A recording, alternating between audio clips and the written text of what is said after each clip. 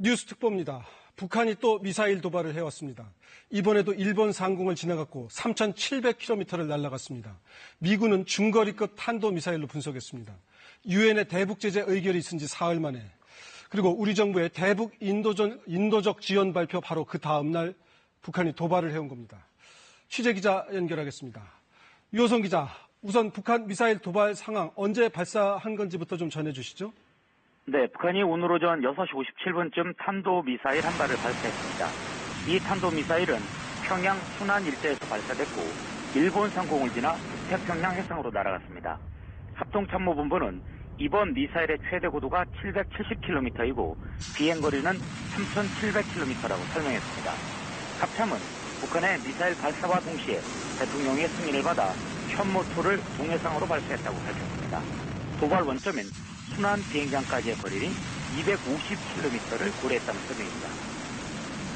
네, 그러면 이제 어떤 종류의 미사일이냐가 궁금한데, 지난 8월 29일에 쐈던 그 중거리 화성 12형급 미사일과 같은 종류로 봐야 합니까? 어떻습니까? 네, 지금 미국 국방부가 북한의 미사일을 분석한 자료를 내놨는데요. 미국 국방부는 북한의 미사일은 중거리 탄도 미사일이라고 판단했습니다.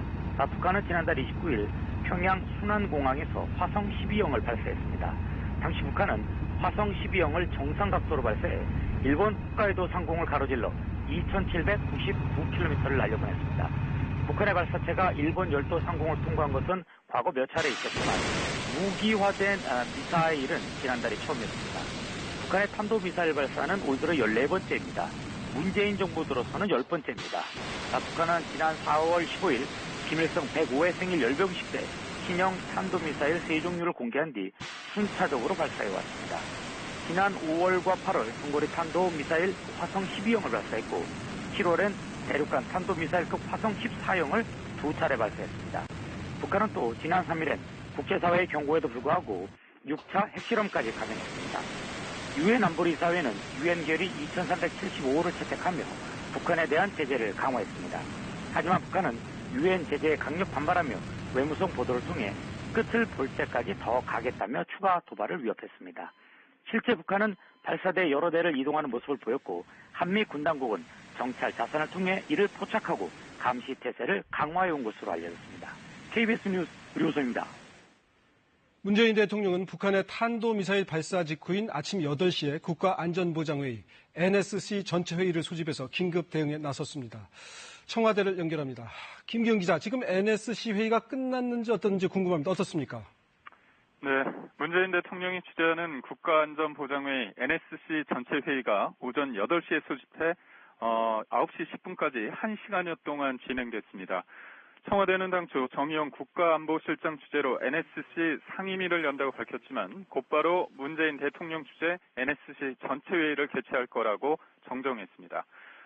문재인 대통령은 회의에서 군 당국으로부터 미사일 발사체의 분석 결과와 정확한 발사 의도, 정황 등을 실시간으로 보고받으면서 우리 군의 무력 시위 등 향후 대응 방안을 논의한 것으로 알려졌습니다.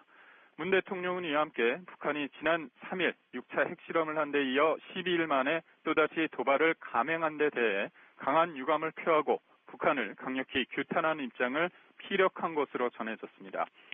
정부의 대응책도 함께 논의됐는데요.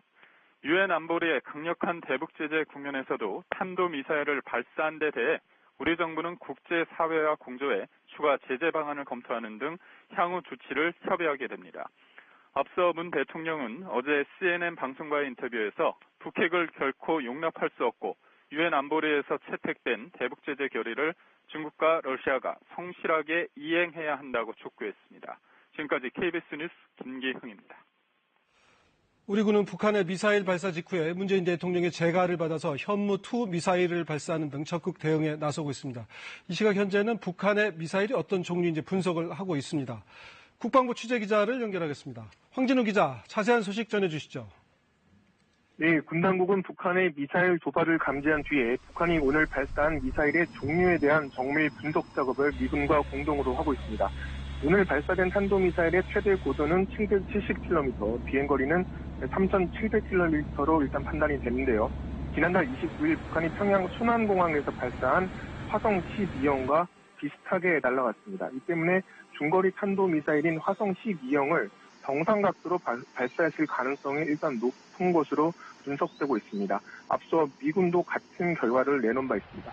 그러나 대륙간 탄도미사일인 화성 14형의 시험 발사를 위해서 14형의 사거리를 줄여서 발사했을 가능성도 있는 것으로 전해졌습니다. 군 당국은 특히 대기권 재진입에 확실히 성공했는지 등을 집중적으로 분석하고 있습니다. 북한의 탄도미사일 발사는 올 들어 14번째인데요. 문재인 정부 출범 후에 도발 주기가 짧아져 문 정부 출범 후에만 10번의 미사일을 발사했고 한 차례의 핵실험을 했습니다. 합사는 북한의 미사일 발사와 동시에 대통령 승인을 받아 현무2 미사일을 동해상으로 발사했습니다. 250km를 타격점을 하고 현무2를 발사한 건데 오늘 북한의 도발 원점인 수남 비행장까지의 거리를 고려했다고 합참은 설명했습니다. 지금까지 KBS 뉴스 황진우입니다. 북한의 미사일 도발에 대해서 정치권은 한 목소리로 규탄을 했습니다. 그러나 정부의 대북 정책에 대해서는 좀 온도차를 보였습니다. 국회 취재기자 연결합니다. 곽기석 기자, 정치권 반응 전해주시죠. 네, 북한이 또다시 미사일 도발을 감행하자 여야는 일제히 규탄 논평을 내놨습니다. 더불어민주당은 북한의 무반 도발을 강력히 규탄한다면서 정부가 한반도 평화를 위한 노력을 지속하고 있는 상황에서 북한의 반복되는 도발이 매우 안타깝다고 밝혔습니다. 또 북한이 국제사회로부터 완전 고립을 자초하고 있다면서 중국과 러시아도 강력한 대북 제재에 동참할 수밖에 없을 것이라고 강조했습니다. 자유한국당은 이제 실질적인 억제책이 아니면 효력이 없다는 것이 분명해졌다면서 문재인 정부의 대북 정책을 안보 포기라고 비판했습니다. 일본 정부는 즉각 주민들에게 대피 안내를 내주며 우리 정부는 800만 달러 지원 얘기를 했고요. 핵은 핵으로 억제해야 하는데 대통령은 CNN 인터뷰에서 전술핵 반대 입장을 밝혔다고 지적했습니다. 국민의당은 우리가 인도적 대북 지원을 얘기할 때 북한은 미사일로 화답했다며 더는 북한의 태도 변화를 기대해서는 안 된다고 강조했습니다. 비핵화를 전제로 했던 문 대통령의 대북 정책이 한계점에 다다랐다면서 더는 희망과 현실을 혼동하지 말라고 비판했습니다. 바른정당도 문 대통령의 전술핵 반대, 통일부의 뜬금없는 인도적 지원이 하루 만에 비웃음거리가 됐다면서 문 대통령과 정부는 안보 현실을 직시하고 신속하고 강력한 대응책을 마련해달라고 촉구했습니다. 국회에서 KBS 뉴스 곽희섭입니다. 북한이 일본의 머리 위로 날아가는 미사일을 또 쏘자 일본 정부가 지금 긴박하게 돌아가고 있습니다. 일본 정부는 즉각 경보를 발령했는데 북한의 미사일을 요격 안 한 것인지 요격 못한 것인지는 아직은 분명치가 않습니다. 도쿄로 갑니다. 나시나 특파원 자세한 소식 전해주시죠. 예, 일본 정부는 북한의 미사일 발사 직후 전국 순간경보 시스템 제2얼럿을 발령했습니다. 일본 정부는 북한의 미사일이 7시 4분 일본 상공으로 들어와 7시 6분쯤 빠져나갔으며 7시 16분쯤 홋카이도 동쪽 2200km 해상에 낙하했다고 전했습니다. 그러나 미사일을 요격하지는 않았다고 전했습니다. NHK는 방위성 관계자의 말을 인용해 이번 미사일이 통상 각도로 발사한 것으로 보인다고 전했습니다. 스가 관방장관은 7시 반쯤 긴급 기자회견을 갖고 북한의 도발을 결코 용인할 수 없으며 엄중히 항의한다고 말했습니다. 한국, 미국 등과 긴밀히 연계해 대응하겠다는 뜻도 덧붙였습니다. 선박 등의 피해나 일본 영인의 낙하 물체는 없는 것으로 보인다고 말했습니다. 일본 정부는 오전 8시쯤 국가안전보장회의 NSC를 열고 대책을 논의했습니다. 인도를 방문 중인 아베 총리는 정보 수집에 최선을 다하고 국민에게 관련 정보를 신속히 전하라고 지시했습니다. NHK는 홋카이도 현지 연결을 통해 주민들이 대피하는 모습이 목격됐다고 보도하기도 했습니다. 또 신칸센 일부가 멈추기도 했다고 전했습니다. NHK는 오키나와 상공을 포함해 북한 미사일이 일본 상공을 통과한 것이 이번이 6번째라고 전했습니다. 지금까지 도쿄에서 전해드렸습니다. 트럼프 미 대통령은 북한 미사일 발사 직후에 관련 보고를 받았다고 백악관이 밝혔습니다. 미국은 지금 유엔의 대북 제재를 주도하고 있는데요. 어떤 반응을 내놓을지 궁금합니다. 워싱턴으로 갑니다. 전종설 특파원, 미국 정부의 반응 아직 나오기에는 조금 이른 시간인가요? 어떻습니까?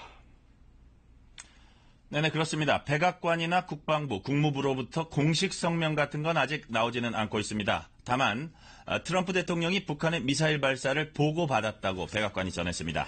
세라 샌더스 백악관 대변인은 북한 미사일 발사를 감지한 뒤 얼마 지나지 않아서 존 켈리 백악관 비서실장이 트럼프 대통령에게 북한 미사일 발사를 보고했다고 밝혔습니다. 백악관이 이렇게 트럼프 대통령이 보고받았다는 걸 신속하게 밝힌 것만 봐도 미국이 이 상황을 얼마나 엄중하게 인식하고 있는지 잘 보여주고 있습니다.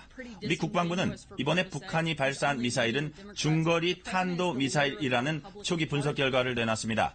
또 미사일이 일본 북쪽 상공을 가로질러서 태평양에 떨어지면서 미국령 괌에 위협이 되지는 않았다고 밝혔습니다. CNN과 폭스뉴스 등 미 주요 방송들은 북한 미사일 발사에 대해 집중적으로 보도하고 있습니다. 미국 방송들은 특히 이번 미사일 발사 역시 지난번에 이어서 일본 상공을 가로질러 갔다. 따라서 일본에 대피령이 내려졌다는 점을 전하면서 상황의 심각성을 강조하는 분위기입니다. 또 미국 주요 방송은 잇따라 전문가들을 연결해서 상황 진단에 주력하고 있습니다. 미 의회 정보위원회 위원이라든지 군사위원회 위원 그리고 싱크탱크의 전문가들을 연결해서 북한의 이딴 도발의 노림수가 과연 무엇인지를 집중 분석하고 있습니다. 최근 NBC 등 미국과 영국 언론 등은 북한이 미사일 발사 장치를 옮기는 것이 정찰 위성에서 포착이 됐다면서 미사일 발사 징후가 있다는 보도를 잇따라 한 바 있습니다. 그런데 그 우려가 실제 현실로 나타나면서 미국 당국은 대책에 부심하는 모습입니다. 이런 가운데 한국 시각 내일 오전 4시 유엔 안보리가 긴급 소집돼서 북한에 대한 대응 방안을 논의합니다. 지금까지 워싱턴에서 전해드렸습니다. 네, 내일 새벽 4시에 유엔 안보리 긴급회의가 열리는군요. 북한의 도발을 대화로 풀자는 중국도 6차 핵실험 뒤로는 좀 강경해졌습니다. 중국이 북한 봉쇄의 실질적인 강도를 높일지는 잘 모르겠습니다. 베이징 연결합니다. 강민수 특파원, 북한 도발과 관련해서 중국 반응이 제일 사실 궁금합니다. 어떻습니까? 네, 중국 정부 차원의 공식 입장은 아직 나오지 않고 있습니다. 다만 관영 매체들이 우리나라와 일본의 언론을 이용해서 이 북한이 또다시 탄도미사일을 발사했다는 소식을 짤막하게 전하고 있을 뿐입니다. 관영 CCTV는 오늘 새벽 6시 반쯤에 우리 시간으로는 7시 반쯤인데요. 이 북한이 평양 순안 부근에서 탄도미사일을 발사해서 일본 홋카이도 상공을 지나 태평양에 떨어뜨린 것으로 보인다고 보도했습니다. 중국은 이에 앞서 북한이 6차 핵실험을 했을 때도 외교부를 통해 비판 성명을 짤막하게 냈을 뿐 관영 매체를 통해서는 거의 보도를 하지 않았습니다. 북한의 잇따른 도발을 부각하는 것이 여론에 미칠 악영향을 우려하는 듯한 모습입니다. 중국 외교부가 오늘 중으로 관련 입장을 표명하겠지만 이 과거의 전례를 봤을 때는 한반도 긴장을 조성하는 일체의 행위에 반대한다는 이 원론적인 입장을 거듭 표명할 것으로도 예상되고 있습니다. 한 가지 흥미로운 점은 이곳 중국 매체 기자들이 이 북한의 추가 미사일 도발 가능성에 대해서 며칠 전부터 언급을 해왔다는 사실입니다. 중국 정부가 북한의 내부 동향 그리고 북한과 미국 간 이른바 반관 반민 접촉 상황에 대해 아주 면밀한 정보를 실시간으로 파악하고 있는 것 아니냐는 분석도 그래서 나오고 있습니다. 지금까지 베이징에서 KBS 뉴스 강민수입니다. 미국, 일본, 중국의 반응을 알아봤는데 좀 온도차가 있군요. 일본과 중국 입장이 또 다른 것 같고. 자, 미사일 도발의 의미 그리고 그 파장을 이제 집중적으로 짚어보겠습니다. 지금 신원섭 합참 전 작전본부장 그리고 남성우 고려대 교수 나와 계십니다. 안녕하십니까? 안녕하십니까? 자, 북한이 17일 만에 미사일 도발을 해왔고 6차 핵실험에서 보면은 12일 만인가요? 네, 9월 3일에 6차 핵실험을 했죠. 12일. 어떻게 보면 예고된 도발인 면도 있는데 먼저 이 북한 도발의 의미 남성욱 교수님 간단하게 정리 좀 해주시죠. 예, 일단은 구구절이죠. 네. 북한의 정권 수립일에 사실은 미사일 도발이 있을 것으로 예정을 했습니다. 그러나 유엔 안보리 제재 결의안이 월요일 미국 시간으로 늦춰지면서 미국의 어떤 유엔 안보리 결의안에 대응하는 그런 시점을 택한 것으로 보입니다. 북한은 안보리 결의안이 도출된 지 3일 만에 정면으로 배격하는 어떤 도발 행위를 전격 자행함으로써 국제사회의 압박에 굴하지 않고 자신들의 미사일과 핵실험을 계속해 나가겠다는 의지를 과시했다고 볼 수 있겠습니다. 우리는 우리 식대로 간다 뭐 이런 의미겠죠. 자, 우리 신원섭 전 차장님, 합참 작전본부장도 역임하셨었는데 지금 미군은 말이죠. 이걸 중거리 미사일이다 이렇게 분석을 한 모양이 아직 우리 군의 공식 반응은 나오지 않았습니다. 어떻게 보십니까? 뭐 중거리 미사일이죠. 사거리를 보면 중거리 미사일인데 지난 8월 29일 날 그동안 고각 시험 발사를 하던 화성 12호 2,700km 쏘았지 않습니까? 네. 똑같은 원리로 연료 차단을 했던 것을 좀 확대를 시켜서 사거리를 늘린 것으로 봅니다. 왜 미사일을 쏘았는가 하는 것은 방금 네. 전략적으로 또 국제관계적으로는 네. 남성욱 교수님이 잘 설명해 주실 거예요. 예. 추가적인 가능성이 하나가 기술적 가능성인데 네.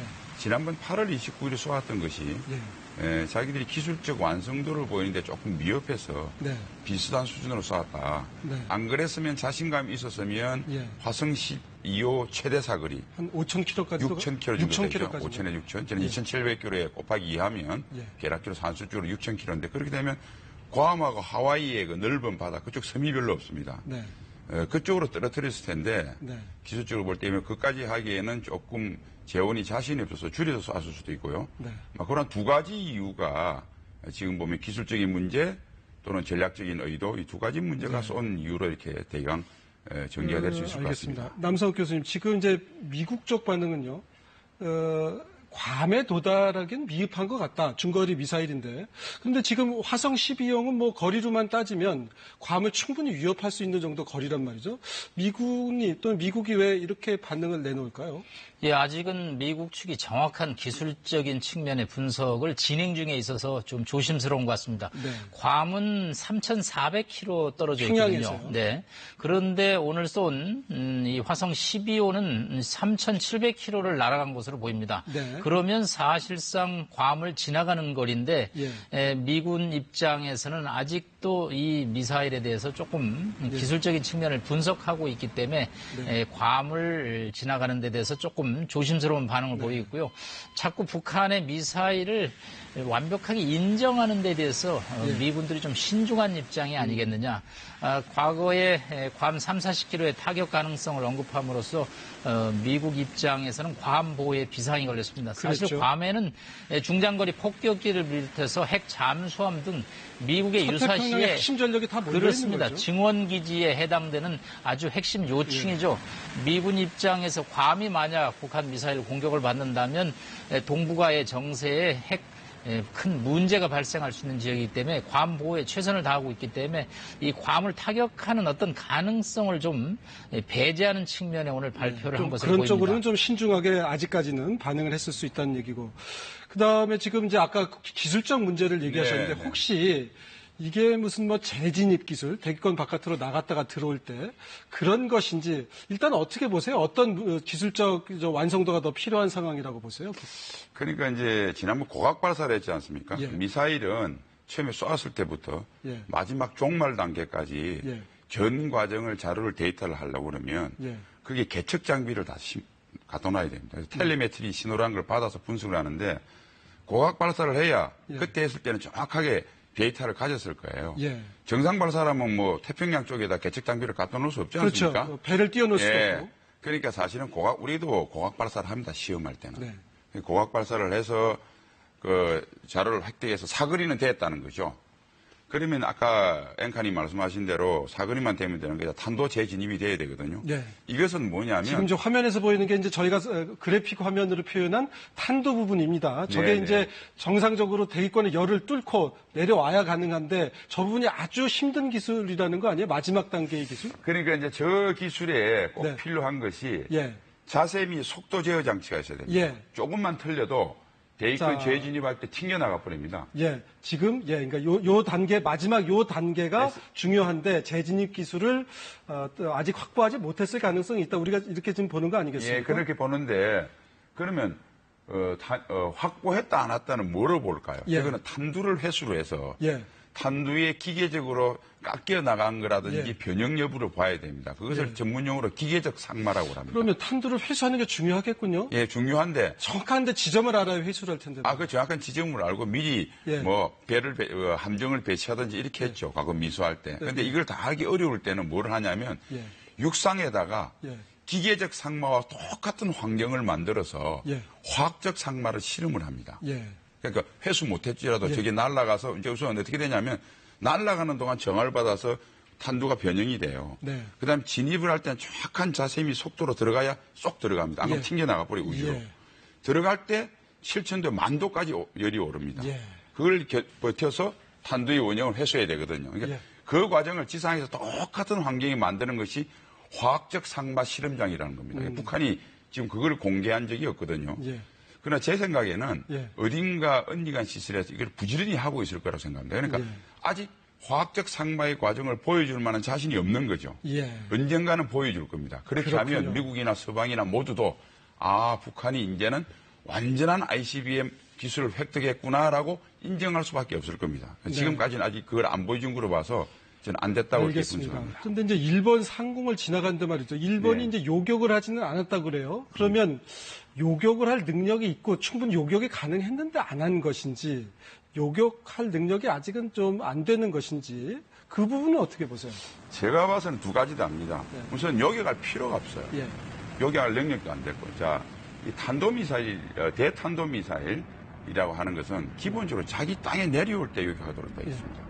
멀리 날아가는 것은 우선 요격할 필요가 없겠죠. 예. 우리 땅에도 실익이 없다 이런 얘기시네요. 전혀 없죠. 예. 그러나 이제 어떤 정치적인 의미로 요격을 해서 능력을 과시할 때는 굳이 할 수 있겠죠. 예. 그런데 일본에 지금 예. 최고 고도로 쏠 수 있는 것이 6척의 이지스함에 설치되어 있는 SM-3입니다. 네. 이게 최저 요격 고도가 95km, 예. 최고 요격 고도가 365km입니다. 그 위로 지나가는 건 못 못 맞추는 쳐죠. 건가요? 그리고 그 위로 지나간 것은 절대 일본 열도로 떨어질 수가 없는 겁니다. 예. 지금 일본 열도를 이거 홋카이도 상공을 몇 킬로 정도 높이로 통과했을 걸로 예측하세요? 지금 뭐 보도된 거로 봐서는 예. 한 500여 킬로로 보더라고요. 500킬로 정도 높이로 지나갔을 그러니까 것이다. 이렇게 되는 겁니다. 예. 미사일을 쏘면 종말 단계에서 예. 이렇게 내려오지 않습니까? 땅으로. 그러면 일본 국토에서는 예. 365km 이상 높이로 계속 날아가는 것은 예. 일본 열도를 통과하는 미사일입니다. 예. 그러니까 남부 바다에 떨어지는 것까지 일본 사람들이 구태에 요격할 필요가 없는 거죠. 예. 그래서 필요도 없고 예. 지금 그래도 필요가 없지만은 정치적으로 한번 무력 시하기 위해서 쏘겠다 했으면 예. 쏠 때도 500km였기 때문에 예. SM3 쏠 필요도 레인지를 없고 쏴도 능력도 안 맞추기가 된다. 힘들다 이런 얘기고. 남성욱 교수님 추정이지만 지금 정확할 겁니다. 네. 지금 북한의 미사일 도발에 이제 정치적 의미가 많이 있겠죠. 군사적 의미도 있지만. 그런데 지금 마침 미국하고 미국의 전직 그 외교 관리하고 북한이 지금 접촉을 시도하는 중이다 이런 보도가 있은 다음이에요.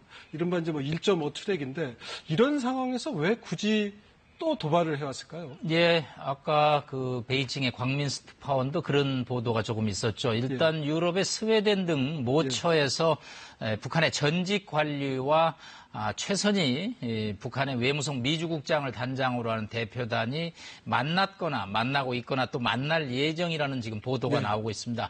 북한과 미국이 핵실험 후에 만날 수밖에 없죠. 그러면 협상이 시작됩니다. 양측의 요구사항이 테이블에 올려져 오는데 이 테이블에 올려져 있는 아이템, 즉 이 의제가 너무 양측의 격차가 큰 거죠. 예. 최소한 뭐 핵과 미사일의 폐기가 시작이 돼야지만, 아니 동결이 시작이 돼야지만 미국이 북한의 요구사항을 들어준다라는 건데 지금 이렇게 오늘 아침에도 쏘고 있는 상황에서 북한이 미국의 요구를 단번에 수용하기는 어렵겠죠. 북한 입장에서는 어차피 미국과 협상이 지루한 기싸움이 지속될 수밖에 없다. 미국을 좀 더 압박하는 미사일 발사가 협상 진행 중에도 필요했다라는 정치적 측면의 분석이 가능할 것으로 보입니다. 네, 그러니까 협상을 위해서라도 더 강한 도발을 해서 압박하는 게 필요하다는 얘기인데 아까 저 교수님 말씀 중에 이제 핵 동결이라는 말씀이 있었어요. 우리 문재인 대통령도 최소한 핵 동결 이런 표현을 했고 문정인 외교안보 특보도 핵 동결을 전제로 한미 연합훈련을 일시 중단하자 뭐 이런 취지의 얘기도 하고 그랬어요. 그러면 여기서 핵 동결이라는 게 뭡니까? 추가적인 핵실험이나 미사일 도발을 하지 않는 게 핵 동결입니까? 아니면 모든 외부 실사단이 들어가서 정말로 더 이상 핵실험을 하지 않는지를 확인하는 게 핵동결입니다. 네, 지금 앵커님 말씀한 두 가지에는 상당한 차이가 있죠. 예. IAEA 국제 사찰단이 북한에 들어간다라는 거는 굉장한 정도의 그건 핵 비핵화의 단계에 들어선 거죠. 그러면 일단은 실험을 지금까지 한 것은 그렇다 치고 기존의 것을 인정하고 지금부터 안 한다면 그러니까 더 이상 협상을 도발만 해볼 수 안 있다. 한다면 그게 핵동결이다. 그게 이제 우리 측 문정인 특보라든가 우리 문 대통령 입장이 생각하는 일종의 입구론이라는 거죠. 그 정도만 해도 이제 협상을 시작해 볼 수 있다. 최종적으로는 그런데 북한 핵을 용인하지 않겠다 지금 이런 입장 그렇죠. 아니겠습니까? 협상을 시작하는 시점을 어떻게 잡을 것이냐. 그런데 그 동결론이 이제 워싱턴에서는 좀 다른 입장을 갖고 있죠. 최소한 앵커님 말씀한 대로 실사가 들어가는 정도의 비핵화가 약속을 좀 시작이 해줘야 협상을 할 수 있다라는 얘기이기 때문에 상당한 격차 격차가 있어서 문정인 특보의 발언에도 불구하고 우리가 선뜻 수용하기는 지금 어려운 상황입니다. 제가 추가 좀 말씀하십시오. 뭐냐면 우리가 자꾸 이제 북한이 언제쯤 실험을 관둘까? 그들이 능력을 완성할 때 관둡니다. 그러니까 대화의 시점은 이번 판에서는 북한이 결정합니다. 대화의 시점 북한이 결정한다. 그럼요. 그래서 북한이 지금 핵탄두는 완료됐고요. 수소폭탄 대선이니까 이제 ICBM만 남았는데 아까 제가 말씀드린 화학적 상마를 보여줄 수 있는 탄두 재진입만 되면 화학적 뭐요? 상마 깎이는 기계의 상마는 실제 쏘았을 때 탄두가 운영이 변경되는 탄두가 거고요. 깎이는 정도 화학적으로. 그러니까 지상에서는 그걸 이제 디스플레이를 하면 완전히 핵능력 가졌구나. 그때쯤 북한이 하자 이렇게 놓을 겁니다. 그리고 미국한테 그렇게 이야기할 겁니다. 내가 ICBM을 해서 너를 위협할 수 있는 능력은 다 기술적으로 완료했어. 그 대신 이걸 실전 배치 안 할게. 대신 지금까지 내가 했던 핵은 인정해 주라. 그리고 그 대가로 미북 평화협정, 우리 대북 제재 해제, 결국은 잠정적 핵 보유국 인정 의미죠. 이렇게 딜을 할 거다. 그러니까 그렇게 돼버리면 정말 우리한테 재앙 같은 순간인데. 신원석 차장 말씀 듣다가 이제 남성욱 교수님한테 갑자기 궁금해서 북한은 이제 아마 저런 속내를 갖고 있을 텐데 이것을 미국 정부가 용인할 수 있습니까? 만약에 그런 정도로 가져야 되겠다. 기존에 개발해 놓은 핵과 미사일은 전부 갖고 추가적으로만 더 안 만들겠다. 이걸 미국이 받아들일 수 있을까요? 비핵화에 어긋나죠. 트럼프 행정부는 기본적으로 북한 비핵화가 미국과 북한 간 협상의 시작이라는 것이죠. 그런 측면에서 지금 신 장군이 말씀한 북한이 협상을 결정하고 북한의 핵 보유가 기정사실화 된 다음에 협상은 사실상 미국이 수용하기는 어려울 것으로 보입니다. 그와 관련해서 제가 미국 내 분위기를 잠깐 말씀드리면요. 사실은 완전하고 검증 가능하고 불가역적인 CVID라고 하는 비핵화에 대해서 현재로서는 공식적으로 미국이 그대로 유지하고 있습니다. 그런데 최근 민주당 계열 인사를 보면 비핵화라는 건 현실적으로 어렵다. 핵 동결로 마무리 지어야 되지 않느냐는 이야기가 많고요. 공화당 내에서도 지금 트럼프 정부의 실제 공직을 맡고 있는 분들은 원칙을 그대로 하고 있는데 일부 공직을 안 맡는 인사들 중에서는 현실적으로 핵 동결로 할 수밖에 없다는 논의가 과거에 볼 수 없는 이 논의가 점점점 확산되고 있는 분위기입니다. 그러니까 이것들을 우리가 결코 안심하고 있어는 안 된다.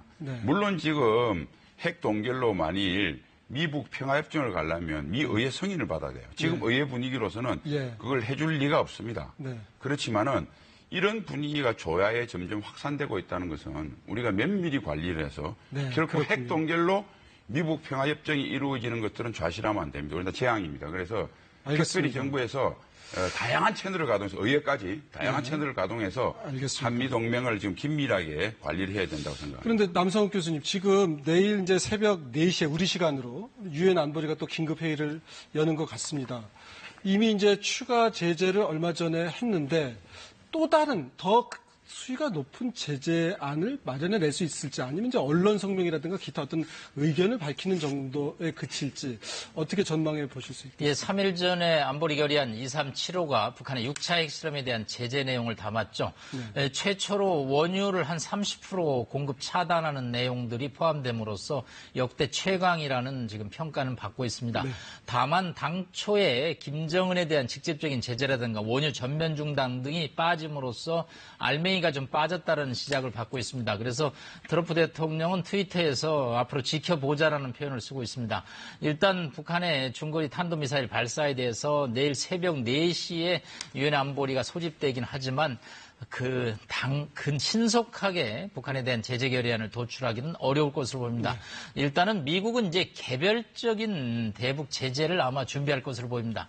일단 세컨더리 보이콧이라고 해서 북한의 기업과 거래하는 중국의 공상은행, 상업은행 등 은행부터 미국 기업과 거래할 수 없는 세컨더리 보이콧을 아마 중러에게 통보하는 방식으로 이 분위기를 몰아갈 것으로 보입니다. 알겠습니다. 일단 말씀 거기까지만 듣도록 하고요. 조금 이따 다시 말씀 나누겠습니다. 지금 북한이 미사일 도발을 또 해와서 한미일 3국이 바쁘게 지금 움직이고 있는 상황입니다. 우리 군도 지금 비상 대응을 하고 있는 상황이고요. 취재 기자 연결해 보겠습니다.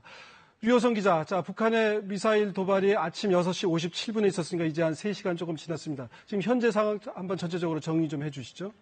네. 북한은 오늘 오전 6시 57분쯤 탄도미사일 한 발을 발사했습니다. 이 탄도미사일은 평양 순안 일대에서 발사됐고 일본 상공을 지나서 북태평양 해상으로 날아갔습니다. 합동참모본부는 이번 미사일의 최대 고도가 770km이고 비행거리는 3,700km라고 설명했습니다. 합참은 북한의 미사일 발사와 동시에 대통령의 승인을 받아서 현무2를 동해상으로 발사했다고 밝혔습니다. 도발 원점인 순안 비행장까지의 거리인 250km를 고려했다는 설명입니다. 지난 8월 29일에 발사한 미사일과 이제 같은 종류인지 아니면 ICBM급인지 이런 점이 이제 우리 국민들이 궁금하기도 하고 좀 걱정스러운 면인데 어떻게 지금 정리가 되고 있습니까? 네, 미국 국방부가 북한의 미사일을 분석한 자료를 내놨습니다. 미국 국방부는 북한의 미사일은 중거리 탄도 미사일이라고 판단했습니다. 북한은 지난달 29일 평양 순안공항에서 화성 12형을 발사했습니다. 당시 북한은 화성 12형을 정상각도로 발사해서 일본 홋카이도 상공을 가로질러 2,799km를 날려보냈습니다. 북한의 발사체가 일본 열도 상공을 통과한 것은 과거 몇 차례가 있었지만 무기화된 미사일은 지난달이 처음이었습니다. 북한의 탄도미사일 발사는 올 들어 14번째이고 문재인 정부 들어서는 10번째입니다. 북한은 또 지난 3일엔 국제사회의 경고에도 불구하고 6차 핵실험까지 감행했습니다. 유엔 안보리 이사회는 유엔 결의 2375호를 채택하며 북한에 대한 제재를 강화했습니다. 하지만 북한은 유엔 제재에 강력 반발하며 외무성 보도를 통해서 끝을 볼 때까지 더 가겠다며 추가 도발을 위협했습니다. 실제 북한은 발사대 여러 대를 이동하는 모습을 보였고 한미 군당국은 정찰 자산을 통해 이를 포착하고 감시 태세를 강화해온 것으로 알려졌습니다. KBS 뉴스 의료소입니다. 문재인 대통령은 북한의 탄도미사일 발사 직후에 국가안전보장회의 NSC 전체회의를 소집해서 긴급 대응에 나섰습니다. 청와대를 연결하겠습니다. 김기훈 기자, NSC가 아침 8시에 열리기 시작했으니까 이제 한 2시간 됐습니다. 회의가 끝났는지 모르겠습니다. 네, 문재인 대통령이 주재하는 국가안전보장회의 NSC 전체회의가 오늘 오전 8시에 소집돼 9시 10분까지 1시간여 동안 진행됐습니다. 청와대는 당초 정의용 국가안보실장 주재로 NSC 상임위를 연다고 밝혔지만 곧바로 문 대통령 주재 NSC 전체회의를 개최할 거라고 정정했습니다. 문재인 대통령은 회의에서 군 당국자로부터 미사일 발사체의 분석 결과와 정확한 발사 의도, 정황 등을 실시간으로 보고받으면서 우리 군의 무력 시위 등 향후 대응 방안을 논의한 것으로 알려졌습니다. 문 대통령은 이와 함께 북한이 지난 3일 6차 핵실험을 한 데 이어 12일 만에 또다시 도발을 감행한 데 대해 강한 유감을 표하고 북한을 강력히 규탄하는 입장을 피력한 것으로 전해졌습니다. 정부의 대응책도 함께 논의됐는데요. 유엔 안보리의 강력한 대북 제재 국면에서도 탄도미사일을 발사한 데 대해 우리 정부는 국제사회와 공조해 추가 제재 방안을 검토하는 등 향후 조치를 협의하게 됩니다. 앞서 문 대통령은 어제 CNN 방송과의 인터뷰에서 북핵을 결코 용납할 수 없고 유엔 안보리에서 채택된 대북 제재 결의를 중국과 러시아가 성실하게 이행해야 한다고 촉구했습니다.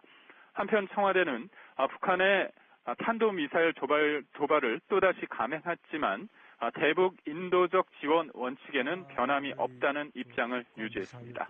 지금까지 KBS 뉴스 김기형입니다. 북한의 도발을 규탄하는 정부 성명이 나왔다는 소식도 들어와 있습니다. 우리 군은 지금 북한의 미사일 발사 직후에 대통령의 재가를 받아서 현무2 미사일을 발사하는 등 아침 일찍부터 적극적인 대응에 나서고는 있습니다. 현재 북한의 미사일을 분석 중이라고 하는데요. 취재 기자 연결하겠습니다. 자, 국방부에 나가 있는 황진우 기자, 자세한 소식 전해주시죠.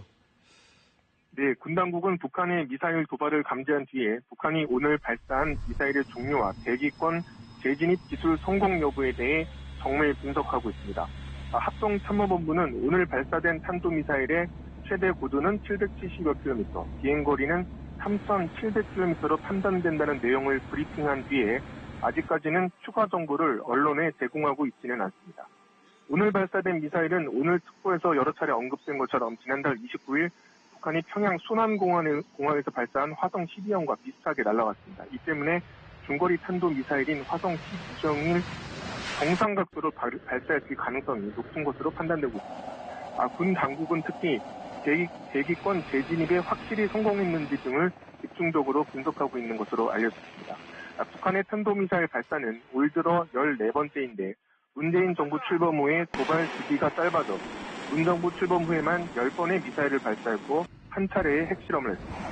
합참은 북한의 미사일 발사와 동시에 대통령 승인을 받아 현무2 미사일을 동해상으로 발사했는데요. 250km를 타격점으로 하고 현무2를 발사했습니다. 오늘 북한의 도발 원점인 순환비행장을 고려했다고 합참은 설명했습니다. 지금까지 KBS 뉴스 황진우입니다. 북한의 미사일 도발에 대해서 정치권은 한 목소리로 규탄을 했습니다. 그러나 정부의 대북 정책에 대해서는 조금 온도차를 보였습니다. 국회 취재기자 연결합니다. 곽기섭 기자, 정치권 반응 전해주시죠. 네, 북한이 또다시 미사일 도발을 감행하자 여야는 일제히 규탄 논평을 내놨습니다. 더불어민주당은 북한의 무모한 도발을 강력히 규탄한다면서 정부가 한반도 평화를 위한 노력을 지속하고 있는 상황에서 북한의 반복되는 도발이 매우 안타깝다고 밝혔습니다. 또 북한이 국제사회로부터 완전 고립을 자초하고 있다면서 중국과 러시아도 강력한 대북 제재에 동참할 수밖에 없을 것이라고 강조했습니다. 자유한국당은 이제 실질적인 억제책이 아니면 효력이 없다는 것이 분명해졌다면서 문재인 정부의 대북 정책을 안보 포기라고 비판했습니다.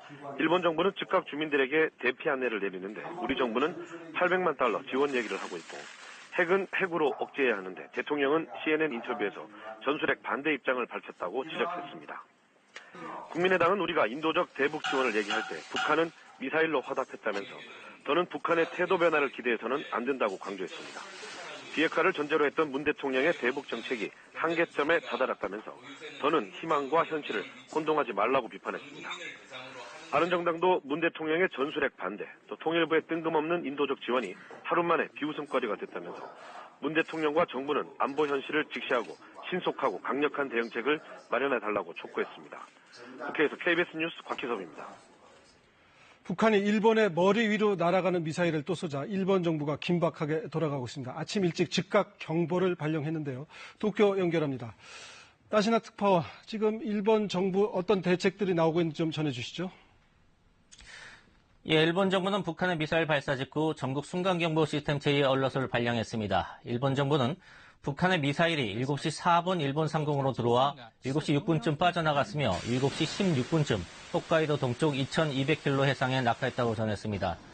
그러나 미사일을 요격하지는 않았다고 전했습니다.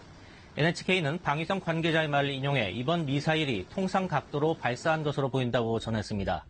스가 관방장관은 7시 반쯤 긴급 기자회견을 갖고 선박 등의 피해나 일본 영해의 낙하 물체는 없는 것으로 보인다고 말했습니다. 일본 정부는 오전 8시쯤 국가안전보장회의 NSC를 열고 대책을 논의했습니다. 인도 방문을 마치고 오늘 오전 귀국한 아베 총리는 다시 이런 폭거를 저지른 것은 결코 용인할 수 없다고 말했습니다.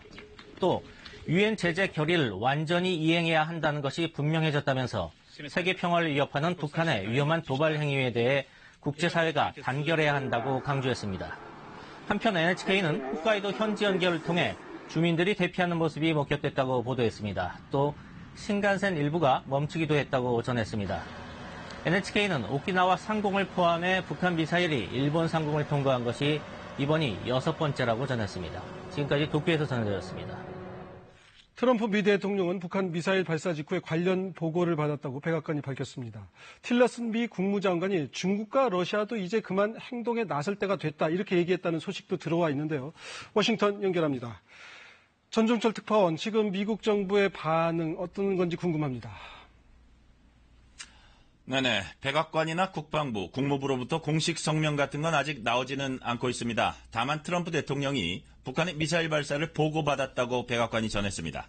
세라 샌더스 백악관 대변인은 북한 미사일 발사를 감지한 뒤에 얼마 지나지 않아서 존 켈리 백악관 비서실장이 트럼프 대통령에게 북한 미사일 발사를 보고했다고 밝혔습니다. 백악관이 이렇게 트럼프 대통령이 보고받았다는 걸 신속하게 밝힌 것만 봐도 미국이 이 상황을 얼마나 엄중하게 인식하고 있는지 잘 보여주고 있습니다. 미 국방부는 이번에 북한이 발사한 미사일은 중거리 탄도 미사일이라는 초기 분석 결과를 내놨습니다. 또 미사일이 일본 북쪽 상공을 가로질러 태평양에 떨어지면서 미국령 괌에 위협이 되지는 않았다고 밝혔습니다. CNN과 폭스뉴스 등 미 주요 방송들은 북한 미사일 발사에 대해 집중적으로 보도하고 있습니다. 미국 방송들은 특히 이번 미사일 발사 역시 지난번에 이어서 일본 상공을 가로질러 갔다. 따라서 일본의 대피령이 내려졌다는 점을 전하면서 상황의 심각성을 강조하는 분위기입니다. 또 미국 주요 방송은 잇따라 전문가들을 연결해서 상황을 진단하는 데 주력하고 있습니다. 미 의회 정보위원회 위원이라든지 군사위원회 위원 그리고 싱크탱크 전문가들을 연결해서 북한의 이딴 도발의 노림수가 과연 무엇인지를 집중 분석하고 있습니다. 최근 NBC 등 미국과 영국 언론 등은 북한이 미사일 발사 장치를 옮기는 것이 정찰 위성에 포착됐다면서 미사일 발사 징후가 있다는 보도를 잇따라 한 바 있습니다. 그런데 그 우려가 실제 현실로 나타나면서 미국 당국은 대책에 부심하는 모습입니다. 이런 가운데 한국 시각 내일 오전 4시 유엔 안보리가 긴급 소집돼서 북한에 대한 대응 방안을 논의합니다. 지금까지 워싱턴에서 전해드렸습니다. 틸러슨 미 국무장관은 중국과 러시아가 나서라고 했습니다. 이것은 중국에 대한 분명한 압박이죠. 석유를 줄이기로 한 유엔 안보리 대북 제재를 충실히 이행하라 뭐 이런 뜻으로도 들립니다. 중국이 어떻게 나올지 궁금합니다. 베이징 연결합니다. 강민수 특파원, 중국의 반응 한번 전체적으로 정리 좀 해주시죠. 네, 도발이 있은 지 꽤 시간이 지났지만 아직 중국 정부의 공식 입장은 나오지 않고 있습니다. 중국으로서도 머리가 많이 아플 것으로 보입니다. 말을 해도 듣지를 않고 그렇다고 북한이 망할 정도로 제재를 할 수도 없고 중국 내 여러 관변단체 전문가나 교수들도 이런 딜레마에 대해서 언급을 하고 있습니다. 중국 관영 매체들은 우리나라와 일본 언론을 인용해서 북한이 또다시 탄도미사일을 발사했다는 소식을 짤막하게 전하고 있을 뿐입니다. 중국은 이에 앞서 북한이 6차 핵실험을 했을 때도 외교부를 통해 비판 성명을 짤막하게 냈을 뿐 관영 매체를 통해서는 거의 보도를 하지 않았었습니다. 북한의 잇따른 도발을 부각하는 것이 여론에 미칠 악영향을 우려하는 듯한 모습입니다. 중국 외교부가 오늘 중으로 관련 입장을 표명하겠지만 과거 전례를 보았을 때 한반도 긴장을 조성하는 일체의 행위에 반대한다는 원론적인 입장을 거듭 표명할 것으로 예상됩니다. 뿐만 아니라 북핵 문제는 대화로 풀어야 한다는 기존 입장도 거듭 밝힐 것으로 보이는데요. 하지만 북한의 거듭된 도발 그리고 강도를 더해가는 도발에 중국의 대화 중심 목소리가 힘을 잃어가는 것도 사실입니다. 중국 인민들은 인터넷이나 SNS 등을 통해서 북한의 도발은 물론 이를 제대로 제지하지 못하는 중국 정부에 대해 비판적인 목소리를 내고 있습니다. 중국 정부도 자국 내 이런 여론을 계속 무시하기는 어려울 것이라는 분석도 나오고 있습니다. 또 한 가지 흥미로운 점이 있는데요. 이곳 중국 매체 기자들이 이 북한의 추가 미사일 도발 가능성에 대해 며칠 전부터 언급을 해왔다는 사실입니다. 중국 정부가 북한의 내부 동향 그리고 북한과 미국 간의 이른바 반관 반민 접촉 상황에 대해 아주 면밀한 정보를 실시간으로 파악하고 있는 것 아니냐는 분석이 그래서 나오고 있습니다. 지금까지 베이징에서 KBS 뉴스 강민수입니다. 네, 미국과 일본, 중국의 반응을 알아봤습니다. 지금 미국의 입장을 보면은 북한에 대한 제재가 좀 더 강화되고 실질적인 제재가 이루어지도록 하지 않을까 하는 생각을 해봅니다. 내일 새벽 4시, 우리 시각 내일 새벽 4시에 유엔 안보리도 열린다고 하죠. 자, 계속 말씀 나눠보겠습니다. 자, 신원식 장군님, 유엔이 내일 새벽 4시에 안보리 긴급회의를 연다고 합니다. 지금 미국이 중국을 틸러슨 국무장관 얘기를 들어보면 중국과 러시아도 이제 행동해라. 더 이상 관망만 하지 말고 이렇게 압박을 하고 있습니다. 어떤 실효성 있는 얘기들이 좀 오갈지 모르겠어요. 저는 이렇게 생각합니다. 지난번에 이제 237호는 잘 아시다시피 수소폭탄 실험이라고 하는 굉장히 특대형 도발이었고요. 이번에 미스를 쏜 거는 8월 29일에 비해서 1000km 정도 더 늘어난 겁니다. 그러니까 그에 비하면 큰 무게가 있는 도발은 아니죠. 군사적 의미로는 그럴 수도 있겠네요. 예. 그리고 전체적으로 봐도 그러니까 북한이 수소폭탄 했는데 그 정도 했는데 이 정도 1000km 더 쏜다고 해서 북한의 행동으로 인해서 더 추가적인 제재는 하기 어려울 거다. 중국가 반대할 거다. 단지 하나 이번에 미국 12개 은행에 대해서 아까 남 교수님도 말씀하셨는데 세컨드리 보이콧을 하겠다는 시사를 했지 않습니까? 결국 앞으로는 이겁니다. 북한이 어떤 형태의 강도 있는 도발을 하든 그게 중러가 강력한 제재에 동참하겠다고 하는 그게 아니라 기대하기도 어려운 상황입니다. 미국이 중국이 북한을 감싸면서 얻는 이득보다 그로 인하여 미국으로 받는 제재로 인한 손실이 크다고 느낄 때 바꿀 겁니다. 그러니까 지금 앞으로의 중국의 행동은 미국이 약속한 세컨드리 보이콧이라든지 또 추가적인 제재의 강도가 어떻게 말로만이 아니고 실행이 되느냐에 따라서 달려있다. 저는 그렇게 분석합니다. 네, 지금 이제 한미 외교장관이 긴급 통화를 했다. 북한의 미사일 대응 방안을 협의했다 이런 소식이 방금 들어왔습니다. 지금 이제 틸러슨 미 국무장관도 계속 성명을 내고 하는 상황인데, 자 지금 이제 유엔 안보리를 창구를 통한 실효성 있는 제재를 기대하기보다 미국이 중국을 압박하는 형식으로 인해서 실질적인 제재에 들어갈 것이다라는 말씀이었어요. 지금 이제 뭐 농업은행이었던가요? 그다음에 상공은행이 아니고 어떤 은행이었었죠? 초상은행이었던 걸로 제가 기억을 하는데 하여튼 12개 큰 은행들을 지금 제재한다는 거예요. 그렇게 보십니까? 예, 일단은 이란식 해법을 조금 분석을 하면 이해가 훨씬 시청자들이 쉬울 겁니다. 이란이 2002년부터 핵 개발에 나섬으로써 이제 13년간 제재를 하는데 그 제재 과정 중에 하나가 이란에 석유를 수출하는 기업들은 서방 5개국과 독일 기업과 거래할 수 없다. 그러니까 이제 이란의 석유 수출이 전면 중단이 되죠. 결국은 이란은 전 세계 석유 매장량 4위의 국가로서 석유에 의존하고 있는 경제인데 손을 줄 수밖에 없었죠. 결국은 이것을 중국 기업에다가 한번 적용해보자. 뭐 중러가 아무리 유엔 안보리 통한 제재를 마련해도 사실 또 이행도 좀 검증이 불투명합니다. 압록강에서 밀무역하는 것 또 단동에 신의주에 그 어떤 송유관 통한 50만 톤의 공급도 차단하기 어렵죠. 그래서 이제 실망을 한 거죠. 트럼프도. 그렇기 때문에 이제 개별 제재에 들어가겠다. 그게 이제 12개 은행이 미국 기업과 거래를 한 다음에 다시 북한 기업과 거래를 하면 이제 그 은행들은 워싱턴에 있는 지점을 철수해야 됩니다. 이제 달러 시스템에서 배제하겠다 이런 얘기도 국대 있어요. 통화 시스템에서 제외가 되는 거죠. 그렇다면 2005년에 비데이 방코델타 에시아낭 때 2,400만 불이 묶여서 고통받았던 북한이 경험이 아주 있죠. 피가 마를 지경이다 뭐 그랬죠. 그렇습니다. 그러면 이제 중국 기업들이 그런 피가 마르는 고통들이 겪을 수가 있죠.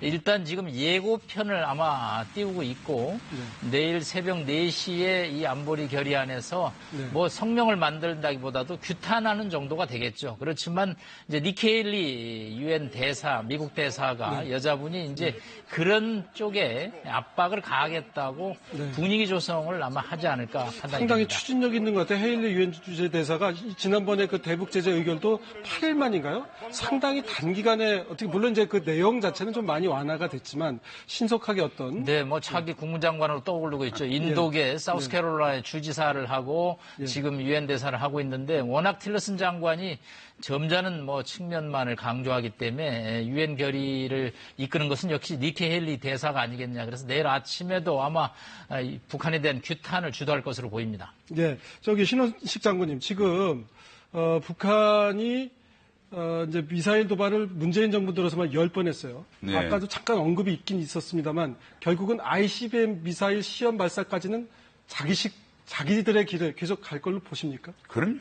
어떤 상황에서도? 어떤 상황에서도 ICBM급 완료를 피가 마르는 상황이 와도 푸틴 대통령은 풀을 먹더라도 할 것이다 이렇게 했어요. 그걸 멈출 수 있는 길은 지금 간단합니다. 미국이 세컨더리 보이콧부터 시작해서 철강 등 반덤핑, 환율 조각국 지적, 대만에 대한 관계 정상화 및 대만의 첨단무기 판매 등 전방위 압박을 해서 중국이 ICBM 완수하기 하기 전에 이렇게 해서는 내가 죽겠구나 해서 북한을 원유를 끊고 본격적으로 북한의 생명줄을 죄기 전에는 이 길을 갑니다. 그러니까 지금 빠르면 빠를수록 평화적 해결의 길이 있는 것이고 그래서 우리 정부가 빨리 미국과 이 조치를 취해야 우리가 무력이 아닌 평화적으로 북핵을 해결할 수 있으니까 좌고우면하지 마시고 이제 북한을 사생결단하듯이 제재를 해야 된다. 저는 뭐 그렇게 봅니다. 일단 대화를 위해서도 지금은 압박, 제재가 필요하다 뭐 이런 언급들이 있습니다. 그렇습니다. 지금 청와대 NSC 회의가 아침 8시에 시작해서 한 9시 10분쯤 끝났다고 하는데 잠시 뒤에 청와대에서 공식적인 입장 발표를 박수현 대변인이 할 모양입니다. 지금 10시 20분이 거의 다 된 시간인데 아직 박수현 대변인 지금 나와 있습니다. 브리핑을 하겠습니다. 북한의 탄도미사일 발사 대응 긴급 NSC 전체 회의 결과를 말씀드리겠습니다.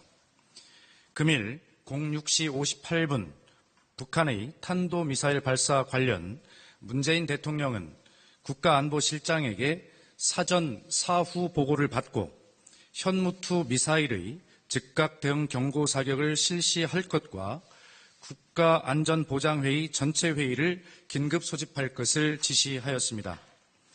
문재인 대통령 주재로 08시부터 개최된 NSC 전체 회의에서는 유엔 안보리 결의안 2375호의 만장일치 결의와 국제사회의 일치된 경고에도 불구하고 또다시 도발을 감행한 북한을 강력히 규탄하고 북한의 연이은 도발이 외교적, 경제적 고립만 심화시킬 것이라고 경고하였으며 북한의 추가 도발을 억제하기 위한 외교적, 군사적 대응 방안을 적극 강구해 나가기로 하였습니다.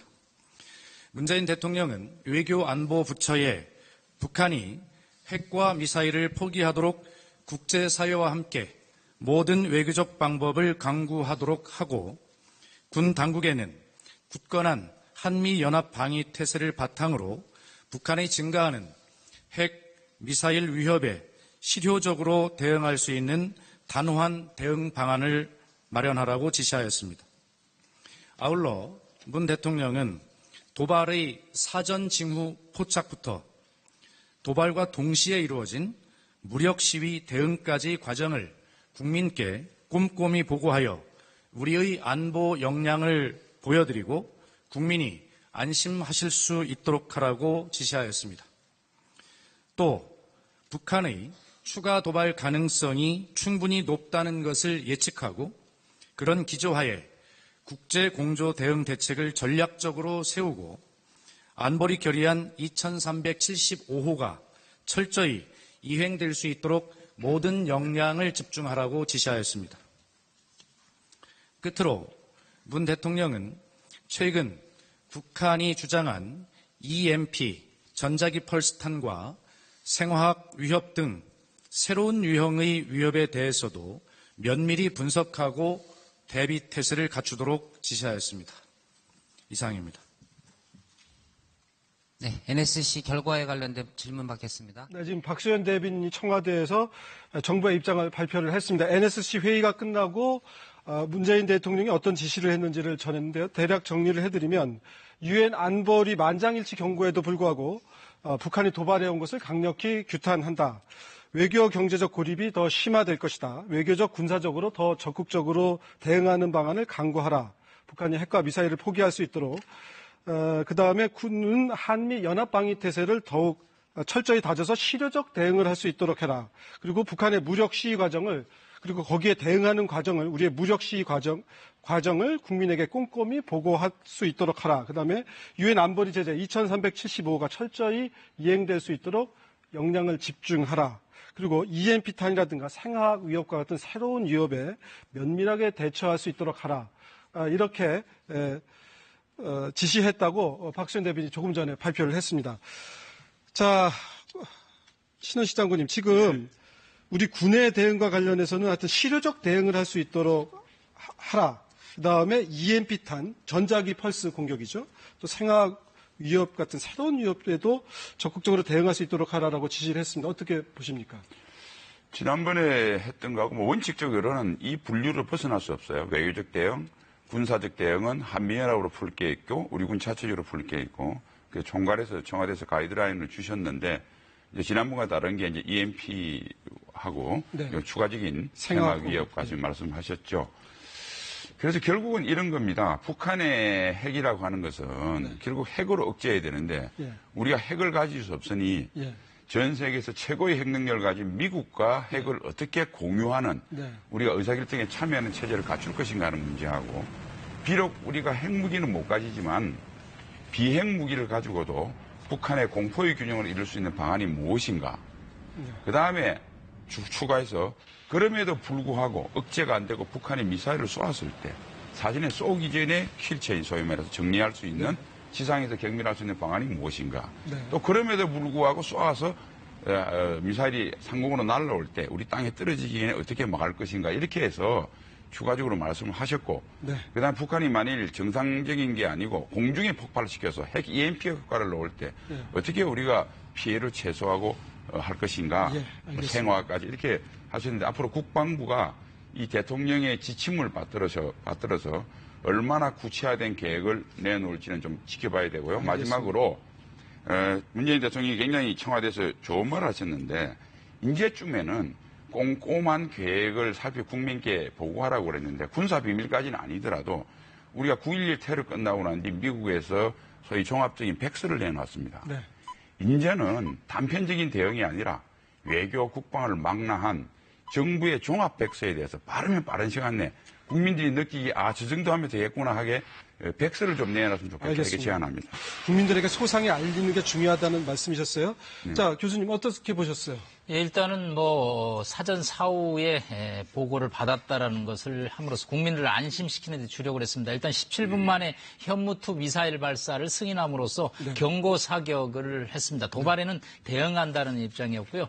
일단 북한을 규탄한 것은 기본이었고요.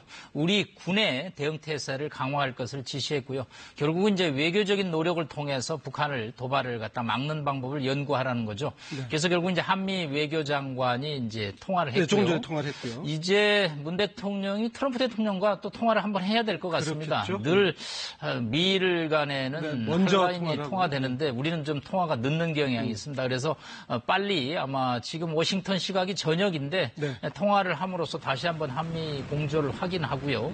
그 다음에 이제 유엔 안보리 차원에서 어떻게 대응할 것인지에 관해서 우리 입장과 미국 입장을 조율하는. 빨리 조율하고. 그리고 이제 EMP-탄 등 군사적인 대응에 관해서 군에 다시 한번 또 지시를 이제 확인함으로써 군이 조금 더 당분간은 비상경계 태세를 강화해야 될 것으로 보입니다. 네. 알겠습니다. 지금 조금 전에 10시 20분에 박수현 청와대 대변인이 정부 입장을 발표를 했습니다. 문재인 대통령의 지시사항을 전했는데요. 자, 청와대 취재기자 연결합니다. 김기훈 기자, 좀 자세한 소식 전해주시죠. 네, 문재인 대통령이 주재하는 국가안전보장회의 NSC 전체회의가 오전 8시에 소집돼 9시 10분까지 1시간여 동안 진행됐습니다. 문 대통령은 회의에서 군 당국자들로부터 미사일 발사체의 분석 결과와 정확한 발사 의도, 정황 등을 실시간으로 보고받으면서 우리 군의 무력 시위 등 향후 대응 방안을 논의한 것으로 알려졌습니다. 문 대통령은 이와 함께 북한이 지난 3일 6차 핵실험을 한 데 이어 10일 만에 또다시 도발을 감행한 데 대해 강한 유감을 표하고 북한을 강력히 규탄하는 입장을 피력한 것으로 전해졌습니다. 특히 문재인 대통령은 안보리 결의 2375를 철저히 이행하도록 역량을 집중하라고 지시했습니다. 이 자리에선 정부의 대응책도 함께 논의됐는데요. 유엔 안보리의 강력한 대북 제재 국면에서도 탄도미사일을 발사한 데 대해 우리 정부는 국제사회와 공조해 추가 제재 방안을 검토하는 등 향후 조치를 협의하게 됩니다. 앞서 문 대통령은 어제 CNN 방송과의 인터뷰에서 북핵을 결코 용납할 수 없고 유엔 안보리에서 채택된 대북 제재 결의를 중국과 러시아가 성실하게 이행해야 한다고 촉구했습니다. 한편 청와대는 북한의 탄도미사일 도발에도 대북 인도적 지원 원칙에는 변함이 없다고 밝혔습니다. 청와대 관계자는 정부가 어제 추진하겠다고 밝힌 국제기구를 통한 800만 달러 대북 인도적 지원 사업과 관련해 미사일 발사나 핵 도발에 대한 단호한 제재와 대응 기조도 유지되지만 이와 별개로 인도적 지원에 대한 부분은 진행할 수 있다는 입장이라고 설명했습니다. 지금까지 KBS 뉴스 김기흥입니다. 네, 청와대 입장 살펴봤습니다. 북한의 도발에 대해서 실효성 있는 대응, 응징이 필요한 시점이 아닌가 싶은데요. 뉴스 특보 여기까지 하겠습니다. 오늘 말씀 잘 들었습니다. 두 분 고맙습니다. 감사합니다. 네, 시청자 여러분 고맙습니다.